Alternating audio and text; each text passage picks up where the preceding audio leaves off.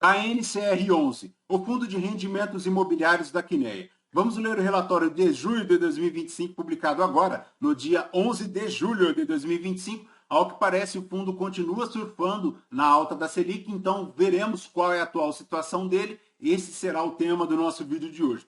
Ele tem um patrimônio líquido total de 7 bilhões 790 milhões, a cota patrimonial a R$ 101,82. A última distribuição do fundo foi de R$ 1,20 por cota, paga agora no dia 11 de julho de 2025, uma liquidez na B3 de 11 milhões 860 mil reais. E na data que eu gravo aqui com vocês, o KNCR11 cota na B3 a R$ 103,53, fazendo um P sobre o VP de 1,01, uma variação positiva nos últimos 12 meses de 12,14%. A cotação chegou aos 96,31 agora em dezembro de 2024, desde então buscou uma recuperação, principalmente agora em janeiro de 2025, e agora chega aí aos R$ 103,53. A última distribuição do fundo, R$ 1,20, paga agora no dia 11 de julho de 2025, fazendo um yield mensal de 1,14 e anual de 12,16%.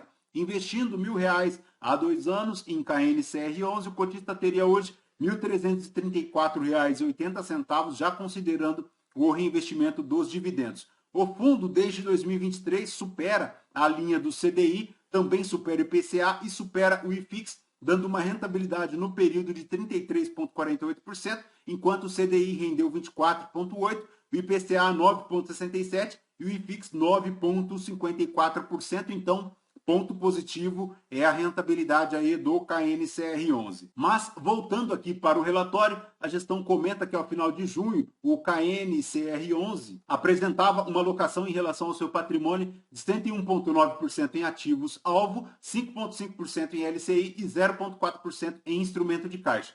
A parcela investida em crise CDI corresponde a 101,7% do patrimônio líquido do fundo e não há qualquer evento negativo de crédito na carteira. A distribuição de R$ 1,20 por cota dá uma rentabilidade de 1,18%, 126% do CDI considerando o gross up, 107% do CDI líquido de imposto de renda.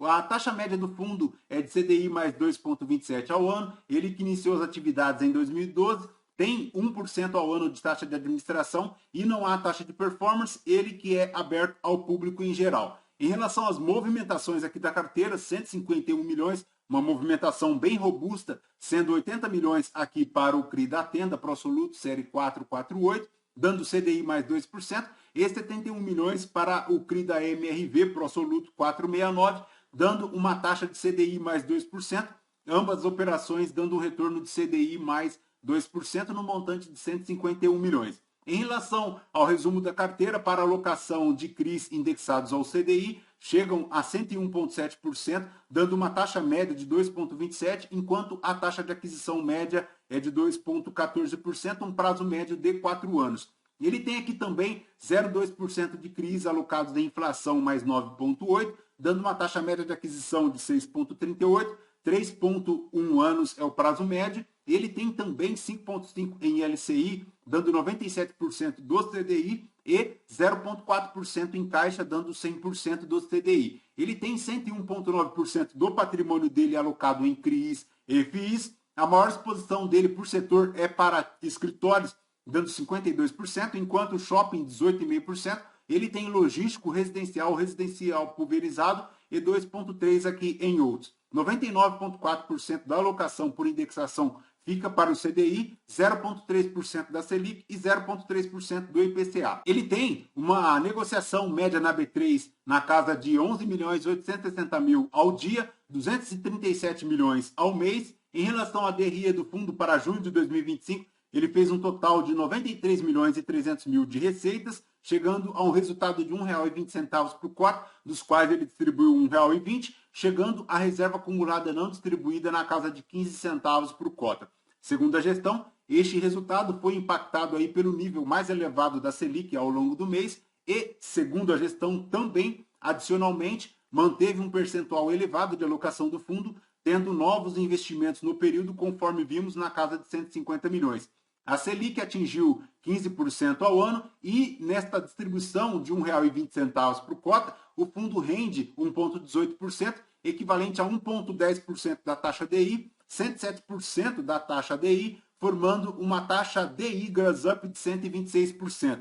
Na tabela de sensibilidade a R$ 103,50, ele dá um spread do CDI de 1,7%, um spread líquido de 0,62%. A maior exposição do fundo segue aqui para o CRI da JHSF Maus, 4,2%, no montante de 353 milhões, a uma taxa de marcação de 1,99, a uma taxa de aquisição de 1,86, indexada ao CDI. Mas ele segue bem diversificado, chegando a 78 CRIs, além de um FII, o Brookfield Edifício Sigma, e também o LCI, dando 5,1% aqui do patrimônio líquido do fundo e 0,3% aqui em caixa, indexados a títulos públicos federais. O fundo segue aqui com 7,8% do patrimônio líquido de alavancagem para as operações compromissadas reversas, um patamar bem tranquilo, inferior a 10%, dando uma maior segurança para o cotista. Perfeito, pessoal? Dica NCR11 é basicamente isso.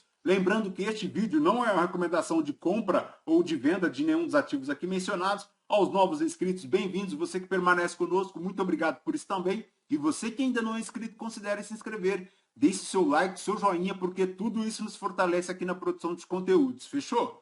Voltamos então com vocês no próximo vídeo. Fraterno abraço a todos. Até mais.